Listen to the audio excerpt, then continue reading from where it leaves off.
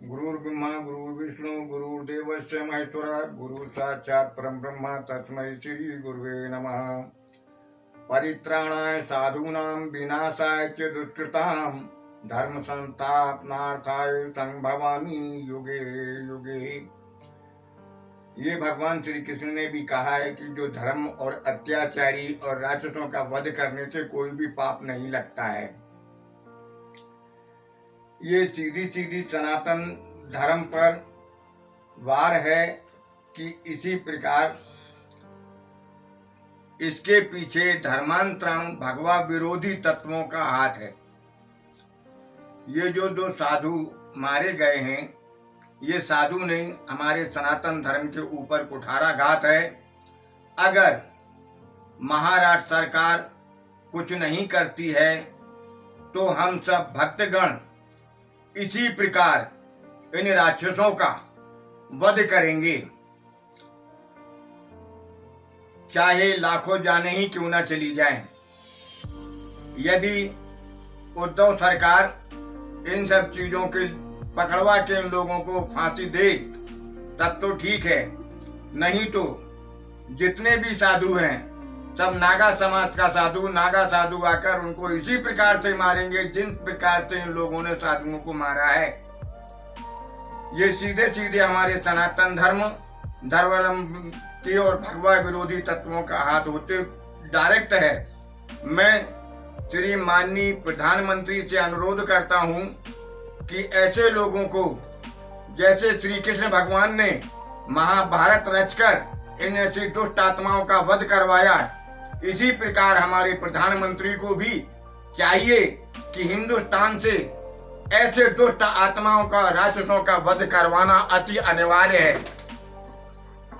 अगर हमारी बात इस बात के समझ में आ रही हो तो मैं समस्त राजनीतिज्ञों को भी कहूंगा कि आपस की लड़ाइयां, ये चमचागिरी और एक दूसरे की कुत्तों की जैसे झेझे को छोड़कर हमारे भारत की परंपरा के अनुसार योग्यता के साथ में व्यवहार करना चाहिए।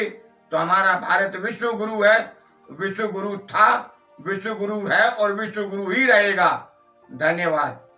अच्छा गुरुजी, इतना क्रोध, इतनी सब चीजें आपको पता लगने के बाद जब आप इतने उतावले हैं तो आपका पूरा जितने भी आपकी साधु समाज है, आपका जूना अखाड़ा है, तो वो लोग उसके बाद क्या आप हम जैसे भक्तों को भी कुछ कहना चाहेंगे?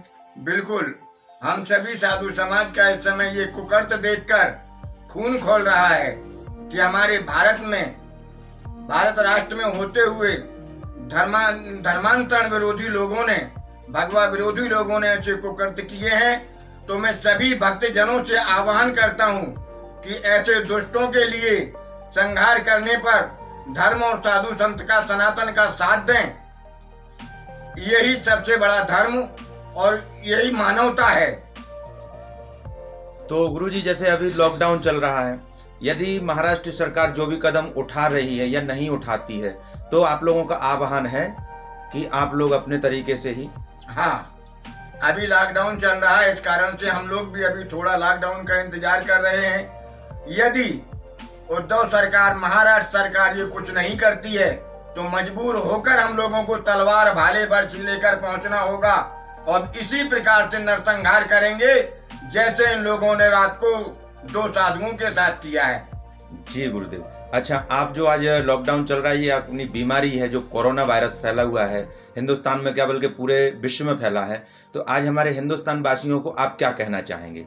हिंदुस्तान वासियों को कहना सिर्फ ये है कि सब अपने घरों में रहें और जो प्रधानमंत्री ने लॉकडाउन बना रखा है उसका पालन करें और अपने बीवी बच्चों को, सबको बचाएं।